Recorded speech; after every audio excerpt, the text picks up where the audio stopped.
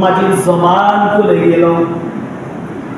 আল্লাহ তাআলা পদ্ধতি পরীক্ষার মাধ্যমে বনি আদমকে মানুষকে সৃষ্টি করার জন্য সূরাতুল ইমরান 31 নম্বর আয়াতে ঘোষণা করতে পারবেন। এগুলো মানুষকে শিক্ষা দেওয়ার জন্য আল্লাহ তাআলা এই নমুনা করে দিলেন। এইবার জিবরাইল আলাইহিস সালাম মাটিকে বলেন, এই মাটি কাঁদো কেন? মাটি বলে, ও ভাই জিবরাইল, তুমি যে আমাকে নিয়ে যাইতেছ, শুনছি আসমান থেকে ফয়সালা হয়েছে, জমিনের ফেরেশতারা বলাবলি করতেছে আল্লাহ মানুষ বানাইবেন। আমি মাটি দিয়ে আল্লাহ যদি মানুষ বানায়, এই মানুষগুলো অন্যায় অপরাধ করবে, তারপরে জাহান্নামে পড়তে হবে।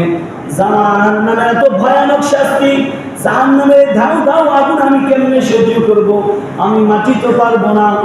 ও জিবরাইল, তুমি আমাকে লইয়া যাও না, অন্য কিছু নাও, কারণ এর আগে তো আল্লাহ আগুন দিয়া সৃষ্টি করছে এক জাতি, তুমি আগুন লইয়া যাও, আমাকে নিও না।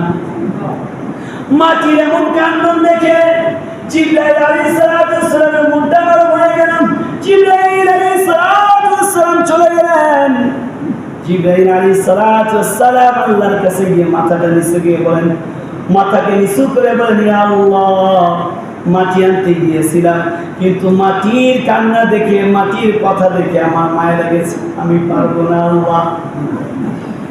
এবার আল্লাহ তাআলা বলেন, ঠিক আছে, মিকাইল যাও, তুমি যাও। মিকাইল আলাইহিস সালাম গেলেন। লম্বা ঘটনা, লম্বা তাফসীর সংক্ষিপ্ত বলতেছি। মিকাইল আলাইহিস সালাম যাওয়ার পর একই কথা বললেন। মিকাইল আলাইহিস সালাম ফিরে চলে আসলেন। এবার ইসরাফিল আলাইহিস সালাম গেলেন। ইসরাফিল আলাইহিস সালামের কাছে একই বয়ান দিলেন, তিনিও ফিরে আসলেন। প্রথম ফেরেশতা পারে নাই, দ্বিতীয় ফেরেশতাও পারে নাই, তৃতীয় ফেরেশতাও পারে নাই। এই তিন ফেরেশতার মায়া লেগে গেছে, মায়ের কারণে মাটি আনতে পারে নাই। 4 নাম্বার সব থেকে ছোট ফেরেশতা হযরত আজরাইল আলাইহিস সালাম। হযরত আজরাইল আলাইহিস সালাম কে আল্লাহ বললেন, তুমি শেষ ভরসা, তোমার বড় 3 ভাই পারে নাই, তুমি এখন গিয়ে মাটি নিয়ে আসতে হবে। হযরত আজরাইল আলাইহিস সালাম গেলেন। হযরত আজরাইল আলাইহিস সালামের কাছে মাটি ওই আগের মতো যুক্তি পেশ করলেন, খণ্ডন করলেন। হযরত আজরাইল আলাইহিস সালাম কথা না শুনে, মায়া না দেখে ওই মাটি থেকে ধাপ করে একটি মাটি নিয়ে আল্লাহর দরবারে হাজির হয়ে গেলেন।